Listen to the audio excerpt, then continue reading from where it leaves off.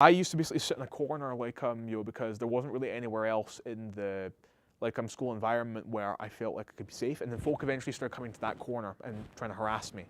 And eventually I just started moving myself further and further and further away from kids, but they just kept hunting me down. And eventually, crowds of people, first years, used to come up to me to try and get a rise out of me. And eventually it culminated with kids gathering mobs to chuck stones, fruit, coins at me and my sister.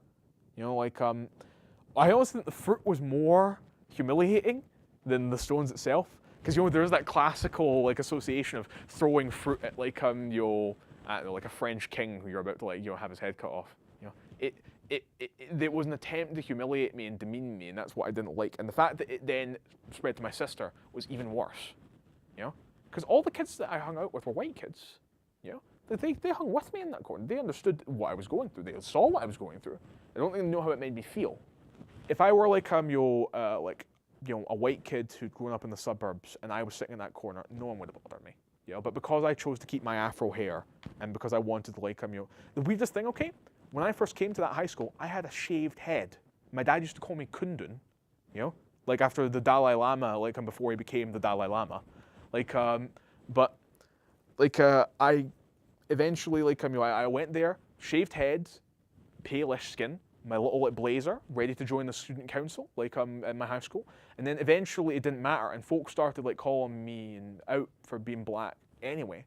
And then I decided, well, fuck it. If they think that if they're gonna treat me like an outsider, I might as well feel like an outsider.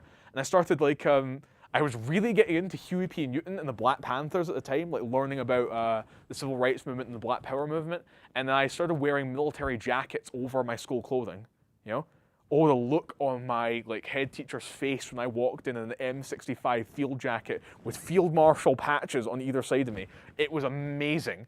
I even got essentially just no, you need to stop wearing outdoor attire in class. I remove this coat whenever I walk into class. What I wear when I'm moving through hallways or outside in the school playground is my business.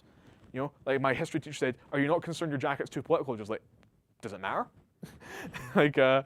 The faculty never helped me, even though I asked them repeatedly. My mum went through all the official channels, had loads and loads of student council meetings, and my dad was just just hit them. Just, if they make racist comment towards you, punch them in the face and they will stop. And I was never allowed to, because that would have undermined all of the effort my mum went through.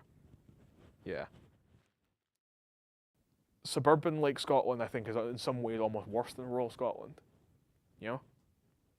When I was in an area of the country where I had a 25-minute walk across a cow field, to go to, the main town. There's a road going through it, and we would walk along that giant country road every day, and folk could walk up and down it and chuck stones at me.